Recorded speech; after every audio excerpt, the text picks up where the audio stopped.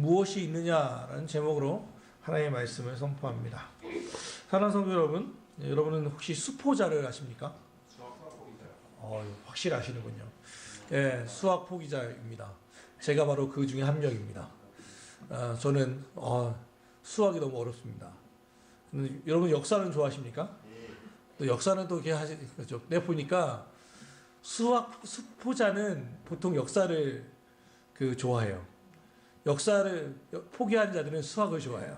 이상하게 이 둘이 같이 안 맞더라고요. 서사와 이게 잘 안 맞나 봐요. 저는 역사를 되게 좋아하거든요. 그러니까 역사 전공자이고. 그런데 이 수학을 포기한 사람으로서 스스로 내가 왜 수학을 포기했는지 있습니다. 그랬더니 생각해보기에 수학이 뭐가 어렵냐면 저한테는 우선 그 틀에 맞추는 것 자체가 좀 어렵고 그 공식을 잘 외우진 않아요. 내가 보니까 공식을 모르고 잘 암기하지 않고 또 공식을 알아도 어떻게 적용하는지를 잘 몰라요. 이게 어떻게 적용하는지를 잘 몰라서 저는 같은 경우에는 이렇게 수학을 잘 포기했습니다. 그런데 보면 영적인 원리에도 수학과 비슷한 것이 있어요. 100% 맞진 않지만 영적인 원리에도 공식이 있어요. 공식. 그러니까 축복이라고 한다면 하나님께서 우리에게 은혜를 베푸실 때는 하나님의 마음대로 하시는 게 아니라 성경에 기록되어 있는 대로 공식들을 적용하면 되는 것들이 있어요. 그러니까 수학을 포기했다고 제 인생이 불편하지는 않습니다. 그런데 영적인 원리, 하나님의 축복의 원리라고 하는 이 공식을 모르면 내 힘으로 살게 돼요. 하나님의 도우심이 없이 살게 되죠. 그래서 오히려 비참한 삶을 살 수밖에 없습니다. 다 알고 이 공식만 적용하면 조금 더 편한 그리고 조금 더 풍성한 삶을 살 수 있는데 라고 하는 그런 안타까움이 있습니다. 오늘 이런 마음으로 오늘 말씀의 본문을 보면 하나님께서 기적을 이루실 때 특별히 하나님께서 우리에게 은혜를 베푸실 때에 몇 가지 원리가 있음을 오늘 이 한 여인의 모습에서 발견할 수 있습니다. 좀 봤으면 좋겠는데요. 먼저 이렇게 본문의 배경을 잠깐 살펴보면 이 열왕기하 3장, 4장 앞에 3장이 있잖아요. 3장의 내용이 뭐냐면 이스라엘의 왕이었던 아합이 북이스라엘의 왕이었던 아합이 망하고 죽고 반란에 의해서 죽고 활에 의해서 죽고 이스라엘 왕이 이제 누구랑 싸우냐면 모압이 배신을 해가지고 이 모압과 북이스라엘이 남유다와 연합해가지고 싸우다가 막 비참하게 싸우는 일들이 나와요. 그게 바로 3장이에요. 앞에까지 전쟁의 상황이 나오거든요. 여러분 좀 전쟁이 만약 우리나라에 지금 벌어진다면 어떤 일이 벌어지겠습니까? 여러분이 가지고 있는 우리의 생명은 고사하고 먹고 사는 문제 자체가 걸리죠. 그러니까 전쟁 난다고 하면 제일 먼저 사는 게 뭡니까? 음식이잖아요. 라면 박스로 사잖아요. 그 사재기라고 하죠. 왜 그래요? 전쟁에는 먹고 사는 문제가 제일 심하기 때문에 그래요. 먹고 마시고 하는 게. 지금 이스라엘은 그런 전쟁의 상황이었습니다. 모압에서 물론 전쟁했지만 모든 전쟁 물자가 다 글로 가지 않습니까? 그러니까 전쟁이 일어나면 어려운 건 서민과 백성들인데 이제 가장 어려운 처지에 있는 자가 하나 있어요. 오늘 말하고 과부예요. 과부. 한번 1절 한번 읽어볼까요? 같이 한번 읽어봅시다. 시작. 엘리사에게 부르짖어 이르되 당신의 종 나의 남편이 이미 죽었는데 당신의 종이 여호와를 경외한 줄을 당신이 아시는 바니이다. 이제 빚준 사람이 와서 나의 두 아이를 데려가 그의 종을 삼고자 하나이다 하니. 그러니까 선지자 엘리사 밑에서 하나님의 말씀을 공부하던, 지금으로 말하면 신학대학원생, 교육전도사 정도 되겠죠. 선지자 예비생이, 선지자도 아니고 목사 후보생이 일을 했어요. 그런데 그가 그만 어떤 일인지도 알 수 없지만 죽었어요. 사인이 무엇인지 모르지만 졸지에 남편이 죽었어요. 지금이나 그전이나 신학생들이 살아가는 건 어렵잖아요. 그나마 어려운데 그 조그만 돈을 벌던 그 사람도 죽었어요. 이제 아들 둘만 남겨놓고 아내와 남겨놨어요. 지금은 그래도 여성은 할 일이 좀 있죠. 어렵긴 하지만 경력은 단절되지만 그래도 무언가를 먹고 살 수 있는 방법들은 좀 있잖아요. 옛날보다는 경제활동에 참여할 수 있잖아요. 근데 이 당시에 과부는 어디에 경제활동 자체가 불가능합니다. 일할 자리가 없어요. 방법은 딱 하나예요. 부양자가 빨리 커서 두 아들이 커가지고 걔네들이 날 먹여 살리는 방법밖에 없어요. 이 당시에는 3000년 전에 이스라엘은. 그런데 아이들이 종으로 팔려가는 것도 절망이지만 이 애들이 노예로 팔려버리면 이 여인은 진짜 먹고 살 수 있는 희망 자체가 없는 상황이에요. 그나마 아이들 나이는 나오지 않지만 이 아이들이 언제라도 좀 커지면 이게 방법이에요. 이스라엘 방법. 여자아이 살 수 있는 방법이 없었어요. 이 당시에는. 그런데 이 희망에 싹인 두 아들조차도 노예로 팔려가는 상황에 처하게 되었습니다. 남편은 죽었고 두 아들은 이제 노예로 팔려가는 상황에 처했죠. 가혹한 현실이죠. 이 가혹한 현실 앞에서 이 여인은 너무도 연약하고 무능합니다. 사실 이 문제를 풀어갈 어떤 방법도 능력도 없어요. 이 절망적인 순간에 같은 이 막다른 골목에서 그 여인이 택한 방법이 하나 있습니다. 뭡니까? 하나님의 사람 엘리사에게 찾아오는 방법이에요. 하나님의 사람 엘리사에게 찾아왔습니다. 여기서 반드시 기억해야 할 신앙의 첫 번째 원리가 나와요. 하나님은 우리 인간의 막다른 골목에서 우리에게 기적을 베푸신다는 거예요. 물론 일상생활 속에서 하나님께서 베푸시는 기적과 은혜들도 있지만 무엇보다 인생이 저 혼자 잘났다고 기고만장하면 하나님은 잠잠합니다. 우리 사람들이 나 혼자 할 수 있다고 외칠 때 하나님은 조용히 물러서 계십니다. 그러나 인생들이 위기에 몰려서 더 이상 어떻게 할 수 없습니다 하고 두 손 두 발 다 들고 하나님께 나아가 도움을 구할 때 하나님은 역사하기 시작해요.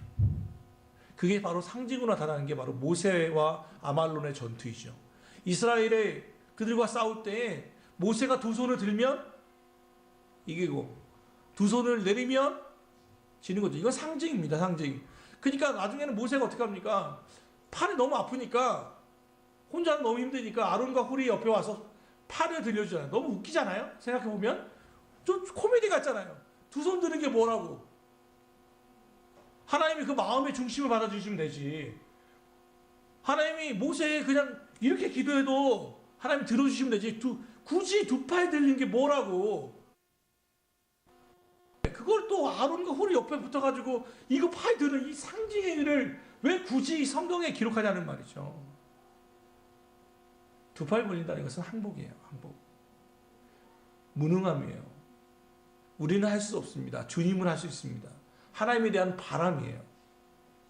포기 선언이에요. 이건요, 우리가 두 손 들 때는 그거밖에 없거든요. 전쟁에서 항복하는 신호는 뭐예요? 손 들어요, 손 들어. 이거 상징입니다, 상징. 우리가 지난주에 정수기 목사님 통해서 들었잖아요. 이기풍 목사님 이야기 들었죠. 그분이 신대원 1기라고 하셨잖아요. 기억하십니까? 제가 100기입니다. 저의 99년 선배십니다.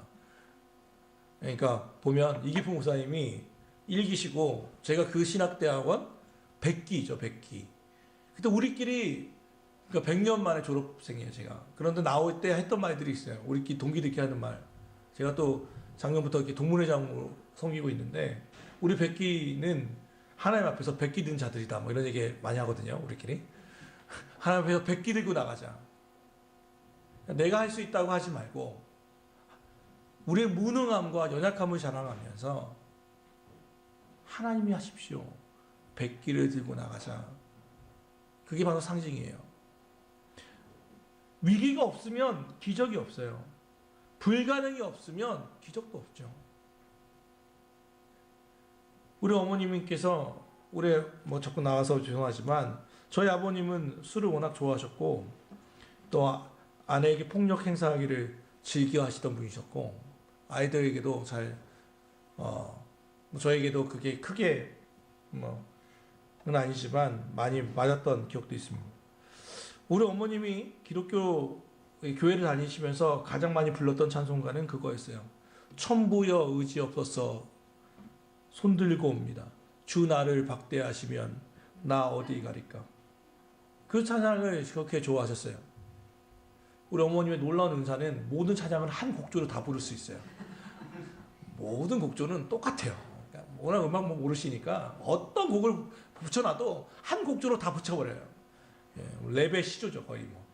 그런데 그러니까 잘 몰라요. 그런데도 불구하고 가장 많이 흥겨 부르셨던 찬양이 바로 이거예요. 천부여 의지 없어서 두 손 들고 옵니다. 주께서 나를 박대하시면 나 어디 가겠습니까? 난 기대할 수 있는 남편도 없고, 자식들은 너무 어리고, 먹고 사는 방법도 없고, 돈 다 벌어놓으면 남편이 술 마시고 도박한다고 다 날려버리고, 어디로 가면 좋겠습니까? 그때 그녀가 택했던 방법은 하나님께 나오는 방법이었습니다. 하나님 아니면 방법이 없다는 거죠. 고난의 날에 나를 부르라. 내가 너를 건지리니 내가 너를 영화롭게 하리로다. 시편 50편 15절의 말씀입니다. 하나님은 분명히 말합니다. 고난의 날에 나를 부르라. 환난의 날에 나를 찾으라. 시편에는 무수히 많은 이런 명령이 우리에게 있습니다. 물론 평상시에도 주님을 찾아야겠죠. 가장 좋지요. 그러나 아이가 아플 때 찾는 건 누구입니까? 엄마입니다. 마찬가지예요. 염치가 없어서 어려울 때 하나님께 나오십시오. 아유, 제가 평상시 한 게 없어서 염치가 없었어요. 하나님이 오히려 즐거워하시는 것은 염치 없는 거예요. 어떻게 보면 영적인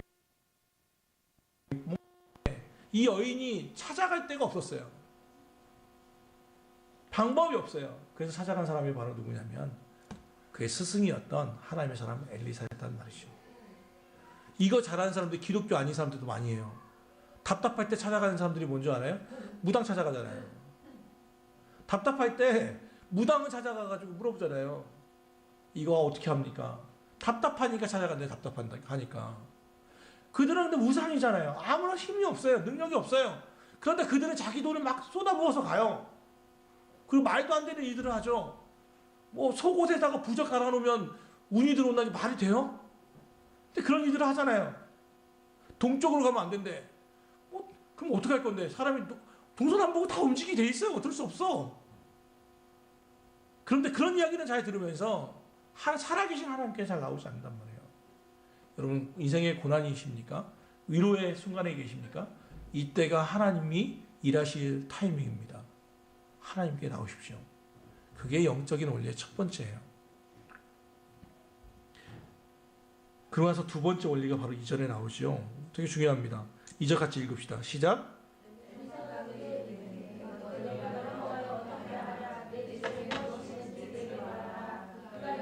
이렇게 집중의 집에 기름 한 그릇 외에는 아무것도 없나이다.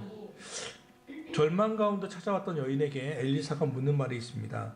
첫 번째, 내가 너를 위하여 어떻게 하랴? 그러니까 진짜 네가 원하는 게 뭐야? 라고 물어봅니다. 이건 하나님께서 잘 쓰시는 방법이에요. 예를 들면 바디메오가 앞을 보지 못하는 바디메오가 주님께 나오죠. 그때 예수님이 하신 게 눈먼 자에게 소원이 뭐가 있어요? 보는 거예요. 근데 예수님 반드시 물어봐요. 네가 원하는 게 뭐냐? 답답하죠. 두말하면 잔소리 뭐 이런 얘기인데 하나님은 이 질문을 반드시 해요. 네가 진짜 원하는 게 뭐야? 소망을 물어봐요. 소망을. 그 다음 두 번째 찾아오는 거. 네가 진짜 원하는 게 뭐냐? 그리고 나서 하신 말씀. 네가 가진 게 무엇이냐? 너희 집에 무엇이 있느냐? 주님은 물어보죠. 그 얘기는 하나님은 우리에게서 기적을 일으킬 때 그 기적을 일으키시는 마중물을 요구하신다는 말씀이에요. 마중물. 마중물이라는 말은 아마 아이들은 잘 모를 것 같은데 연세 있는 분들은 좀 알 것 같아요. 물을 이렇게 펌프, 시골에 살 때 물을 이렇게 펌프하잖아요. 할 때 마중물이 뭡니까? 그냥 처음에 가면 물이 안 나와요. 그럼 물 한 바가지를 거기다 붓죠. 부으면서 이걸 계속 펌프질을 하면 물이 나와요. 신기하게도. 그래서 물을 기름칠처럼 물을 부어야 돼요. 먹고 마신 물도 없을 때 이 마중물이라는 것은요, 되게 중요한 헌신이에요. 이걸 먹을 거냐, 아니면 이 펌프질을 할 때 넣을 거냐, 이게 바로 마중물이거든요. 엘리사는 그냥 하늘에서 돈이 떨어뜨려서 그 여인에게 줄 수 있지 않을까? 하나님께서는 지금으로 얘기하면 하나님이 역사하시면 그냥 우리 통장에 갑자기 숫자가 바뀌어서 돈이 들어오게 하시면 될 것 같은데, 아니면 그냥 지나가다가 돈이 생기게 하면 될 것 같은데, 왜 굳이 하나님은 번거롭게 그릇을 찾아다가, 그릇도 다 사는 것도 아니고 다 빌려가지고 또 그릇을 막 기름을 부었다가 그것도 돈이 되지 않으니까 그 기름을 또 가서 팔았다가 돈으로 그런 번거로운 과정들을 거치게 할까? 그런 의문이 생기지 않아요? 제가 예전에 그 조지 밀러라고 하는 5만 번 기도의 응답이라고 하는 그 5만 번 기도의 응답을 받았다고 하는 조지 밀러의 책을 읽은 적이 있습니다. 신대원생 때. 신대원 때. 그런데 그 책을 보니까 이 사람은 진짜 먹을 게 없으면 기도하면 야채가 갖다 놔놓고 고아원 아이들이 먹을 수 있는 빵이 오고 막 하더란 말이에요. 다리가 너무 아파서 기도했더니 식탁 누가 의자를 갖다 주고 뭐 그런 일들이 막 발생하니까 우리 뭐 그런 생각 들잖아요. 나도 그런 일을, 왜 나는 그런 일이 안 일어나지? 막 이런 생각해 본 적 있어요? 저도 그런 생각 해본 적 있거든요. 마침 막 길을 가면서 그날 제가 군복을 입었어요.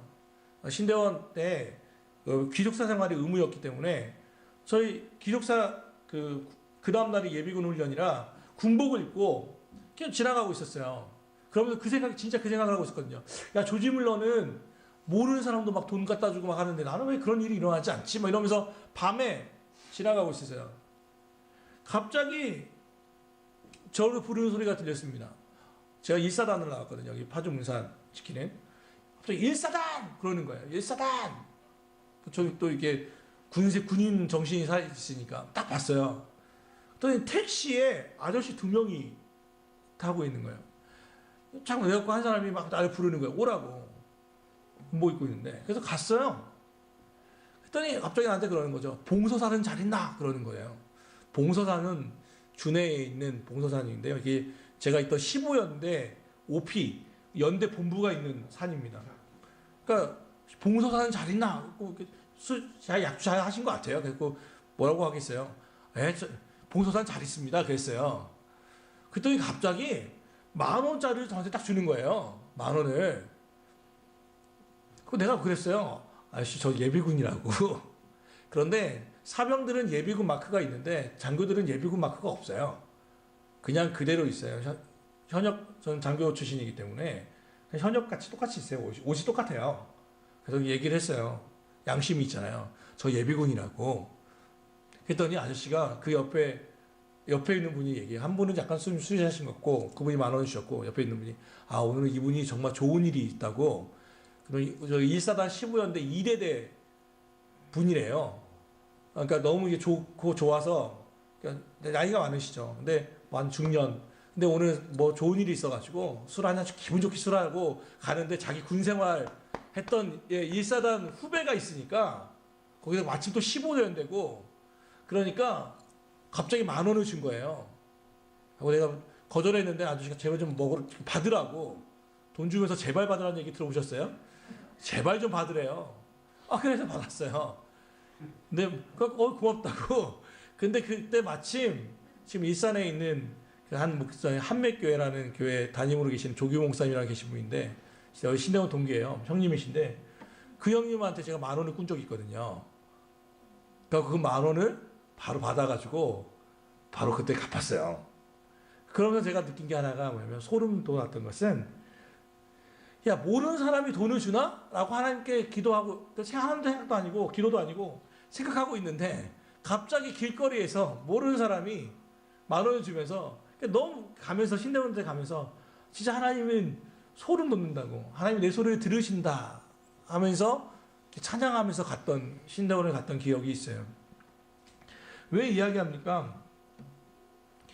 하나님은 어떻게든 역사해요. 어떤 방법이든. 그런데 번거롭게 왜 사람을 통하냐는 거죠. 왜 그릇도 빌려와야 하고 기름도 부어야 하고 그것도 팔아야 하고 왜 번거로운 과정들을 거치게 하냐는 거죠. 바로 그게 우리 믿음의 연단이기 때문에 그래요. 하나님은 왜 우리에게 자꾸 아무것도 하지 않으면서 공중에다 떨어지는 요행수나 바라는 그런 사람 되지 말고, 쉽게 말하면 영적인 거지, 영적인 백수 되지 말고 하나님 앞에서 먼저 드리는 자가 되라는 거예요. 하나님의 기적은 스스로 찾아오지 않아요. 스스로 아무것도 아니라고 생각하는 것, 별것 아니라고 할지 모르지만 내가 무엇이 있느냐를 묻는 것은 이미 하나님 우리에게 줬거든요. 줬는데 이게 아무것도 없다고 하면 감사의 마음도 없는 거예요.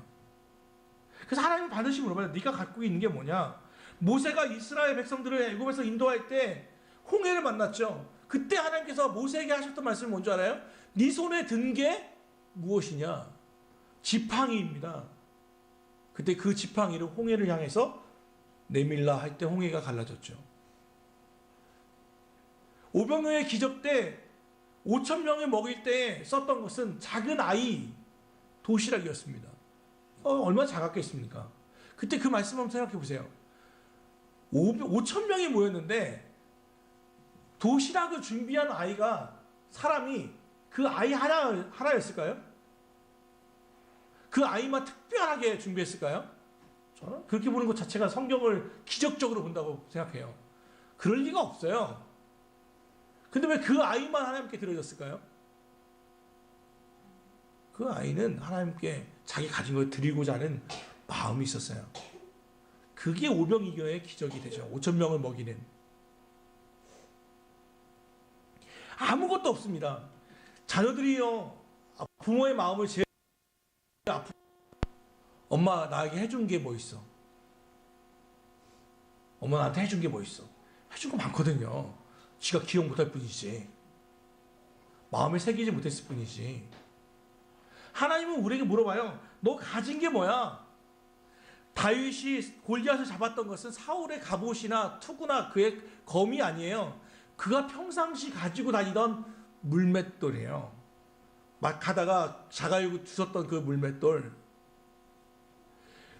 우리 아버님은, 또 아버님 얘기가 나와서 다시 또 죄송한데, 아버님은 항상 잘 쓰셨던 말씀 중에 하나가 그거예요.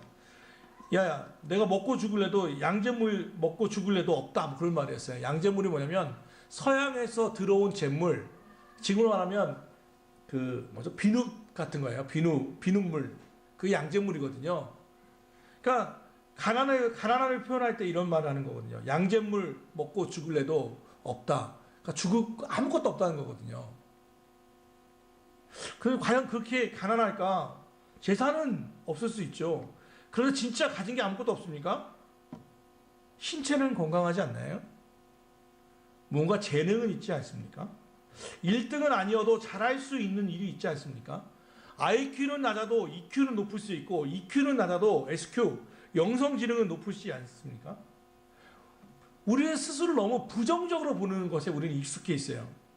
우리 스스로를 너무 과장되게 스스로를 너무 불쌍하게 보는 거에 익숙해 있어요. 세상에 내가 제일 불쌍하대. 제가 금요일날 아침에 일어났는데 왼쪽 귀가 잘 안 들리기 시작했어요. 윙윙 돼요. 그러니까 애들이 떠드는 소리가 너무 시끄럽게 들려요. 그래서 그 전 1박 2일 그 강원도에 다녀왔었기 때문에 계속 이렇게 고지에 있는 듯한 느낌이어가지고, 이게 좀 후유증인가 싶어서 하루 쉬었어요. 그런데도 여전히 윙윙 되고 애들이 서나이 선율이가 떠드는 소리가 너무 시끄러워요.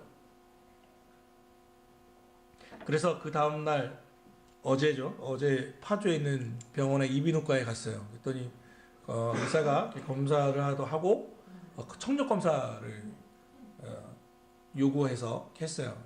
그래서는 결과를 봤는데 뭐죠? 지금 왼쪽 귀가 지금 잘 안 들린다고 돌발성 난청이라고 하는 진단을 했습니다. 그래서 빨리 대형병원에 가야 한다고. 그리고 어제 막 갑자기 일산에 있는 대형병원 응급실로 갔습니다. 뭐 돌발성 난청은 일주일 안에 뭐 잡아야 한대요. 그래갖고 보니까 그러고 나서 들어보니까 왼쪽이 잘 안 들려요. 확실히 소리가 이게 뭐죠? 밸런스가 안 맞기 때문에 그 뭐죠? 소음이나 제가 말하는 것도 지금 되게 좀 이상하게 들려요. 되게 답답하게 어떻게 표현할 수는 없는데 그래서 응급실에 갔는데 응급실에서 하는 말이요. 할 수 있는 게 없대요. 언제 월요일날 그래요. 월요일날 주말은 쉰대요. 나는 급한데 이쪽 파주 의사는 되게 급해갖고 막 갔는데 응급실에서는 주말이기 때문에 쉬어야 한대요. 월요일날 그래요. 월요일날. 근데 제가 월요일부터 우리 교회 가입하면서 총회에서 하는 훈련 반드시 들어야 하는 이수해야 하는 세미나가 4개가 있거든요. 근데 세미나에서 이게 지금 되게 애매하긴 한데 아무튼 그래서 아침 9시 15분으로 이렇게 잡았어요.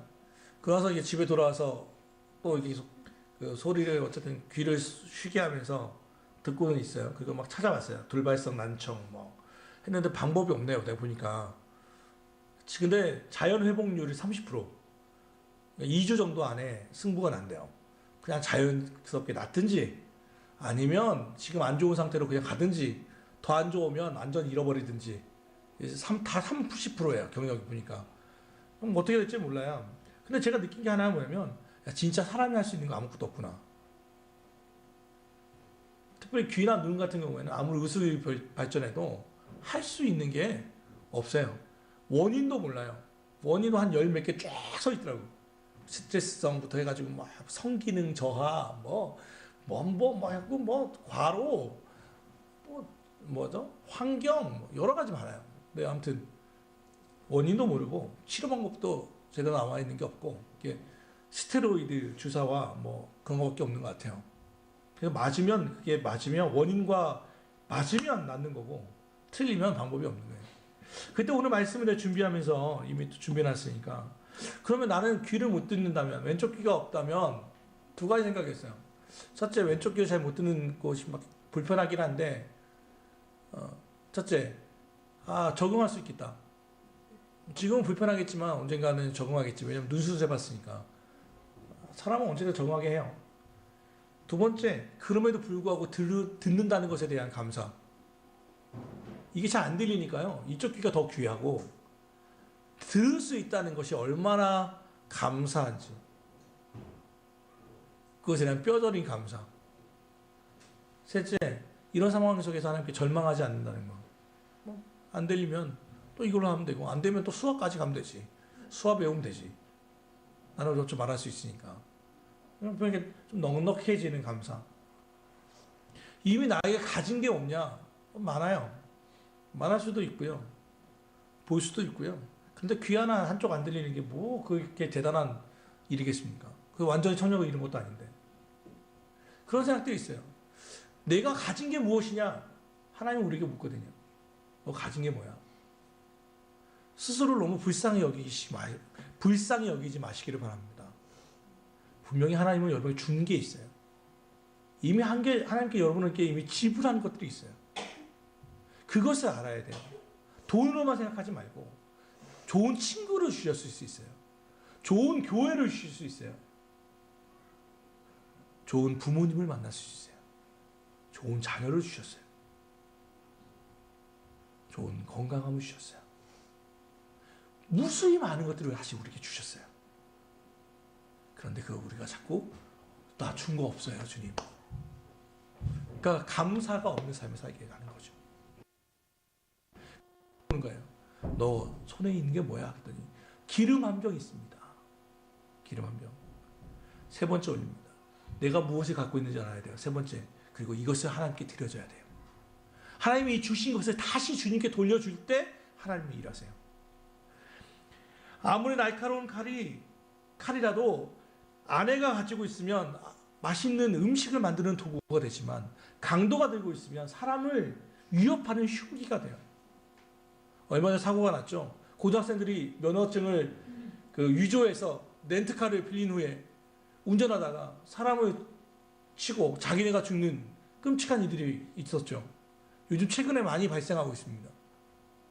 운전 도구가 자동차가 아무리 좋은 것이라도요.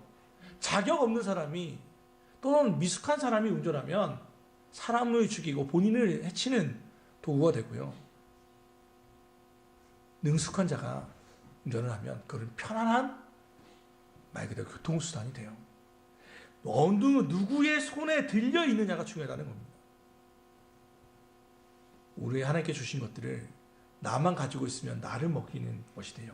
그런데 하나님께 들려지면 하나님이 쓰시는 도구가 됩니다. 그게 앞서 말했던 오병이어의 작은 도시락이에요. 자기 혼자 먹고 끝나는 거지만 나중에 그것이 어떻게 돼요? 하나님께 드려지니까 많은 사람을 먹이는 일이 되잖아요. 리빙스턴이라고 하는 아프리카 선교사가 있습니다. 그가 어렸을 때 지금은 우리는 헌금을 저렇게 하죠. 들어올 때 하잖아요. 그런데 옛날에는 다 어떻게 했죠? 헌금 주머니를 돌렸죠. 그러면 우리도 있잖아요. 딱 해서 좀 내가 10,000원짜리, 50,000원짜리 할 때는 딱 하고 1,000원짜리 할 때는 이제 쪼아가지고 이제 하고 동전 넣을 때는 깊게 넣고 50,000원짜리 막 이러면서 넣잖아요. 리빙스턴 때도 그랬던 것 같아요. 장로교 출신인데 근데 그는 정말 넣을 것도 없었어요. 아무것도 넣을 게 없었어요. 리빙스턴이 그때 한 게 있어요. 자기 주먹을 헌금 주머니에다 넣어버리죠. 팍 넣어버리는 거예요. 헌금 막 받으시면 놀라죠. 목사님도 놀라고. 그때 리빙스턴이 했던 얘기가 유명한 말이 있습니다. 저는 드릴 게 제 몸밖에 없습니다. 저를 하나님께 드립니다. 자기 자신을 하나님께 드리시오. 그리고 선교사로 헌신하고 리빙스턴 살아있는 돌이라고 하는 그 이름처럼 아프리카의 최초의 선교사가 되죠. 하나님께 준 게 별거 없다고 생각하지만요. 그게 하나님께 드려지는 거예요. 그럼 하나님은 그를 사용해요. 하나님은 그를 사용해요. 하나님께 드려진 이 기름 한 병, 한 그릇이요. 하나님께 드려졌어요. 그때 어떤 일이 발생하는지 한번 봅시다. 3절과 4절까지 읽습니다. 3절, 4절 시작.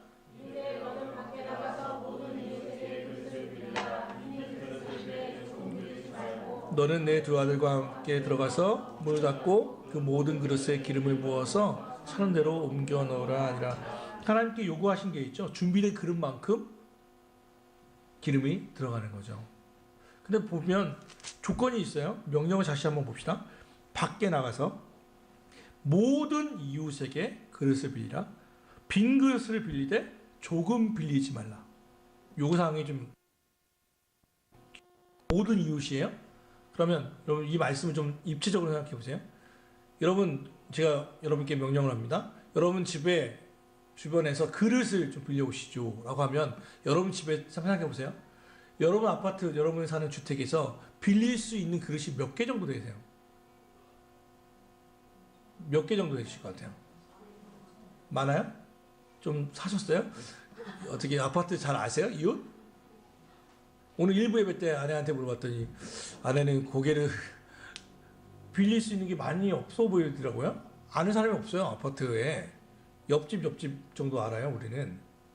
좀 많으세요? 혹시 또 김혜영 목사님은 뭐 그릇을 한 뭐 2트럭 준비했더라 뭐 이렇게 하는 거예요. 이 당시에는 생각해 보면요.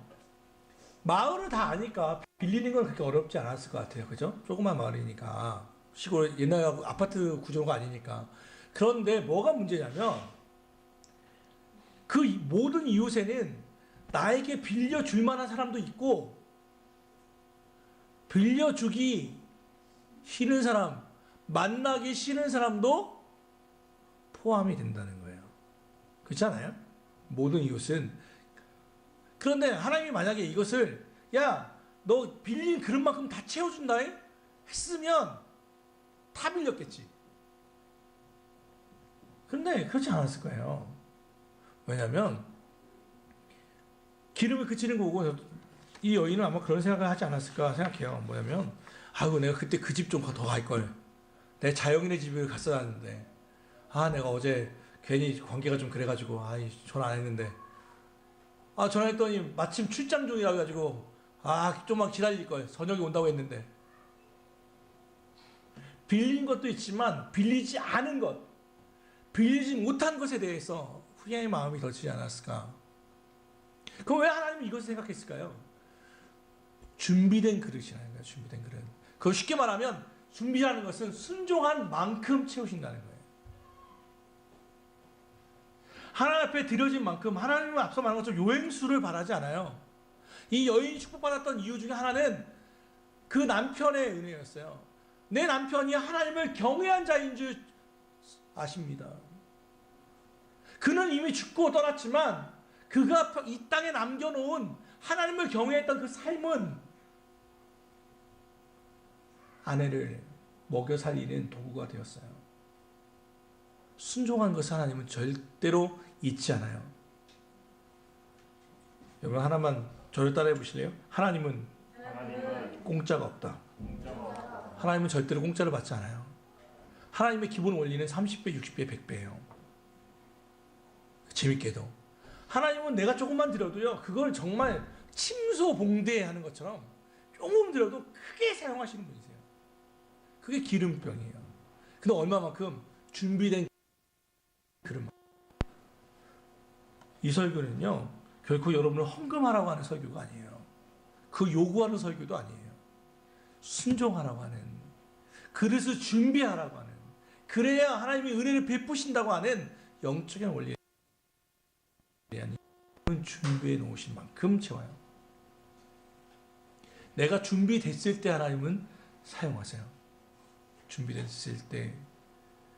그러니까 하나님 나를 사용하십시오가 아니라 내가 준비된 그릇 자리에서, 하나님 내게 주어진 자리에서 하나님 나를 사용하여 주십시오 하면 하나씩 하나씩 그 영역을 넓혀 가시며 쓰시는 거예요.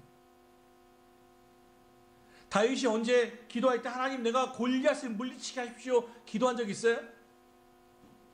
요셉이 언제 하나님 나를 총리로 사용해 주십시오 기도한 적 있어요? 없어요. 하나님은 그 자리에서, 노예일 땐 노예의 자리에서, 가정총무에 있을 때는 가정총무의 자리에서, 죄수의 자리에서는 죄수의 자리에서 하나님 나를 드립니다. 코람데오, 주님 앞에서 나를 사용하십시오 했을 때 하나님은 준비되니까 총리를 사용하시고, 사자와 곰을 물리쳤던 그 경험을 사용하셔서 골리앗을 물리치게 하셨죠. 하나님은 결코 물에서 유를 만들지 않으셨어요. 우리도 마찬가지예요. 그게 영적인 원리예요. 오늘 말씀을 좀 정리합시다. 하나님은 막다른 길에서, 골목에서 기적을 베푸십니다. 하나님께 나와야만 합니다. 또한 하나님은 나왔을 때 네가 진짜 원하는 게 뭐냐를 물으시고 네 손에 무엇이 들었느냐를 물어보십니다. 스스로를 너무 불쌍히 여기지 마십시오. 하나님이 주어진 게 무엇인지를 먼저 보십시오. 그리고 그것을 하나님께 드리십시오. 하나님 나를 사용하십시오. 그리고 그릇을 준비하십시오. 내 지금 있는 자리에서 하나님 나를 무엇을 하길 원하십니까? 어렵다 힘들다만 하지 말고 하나님 나에게 지금 이 자리에서 무엇을 원하십니까? 물어보십시오. 그리고 나를 사용하십시오. 말씀하시면 주님은 그 준비된 만큼 사용하십니다. 그렇게 그릇을 넓혀 가십시오. 그릇이 흘러넘치면 다른 이에게 빚을 갚을 수 있고 생활할 수 있습니다. 이 은혜가 사랑하는 모든 가까운 교회 성도들 가운데 있기를 주 예수 그리스도 이름으로 축원합니다.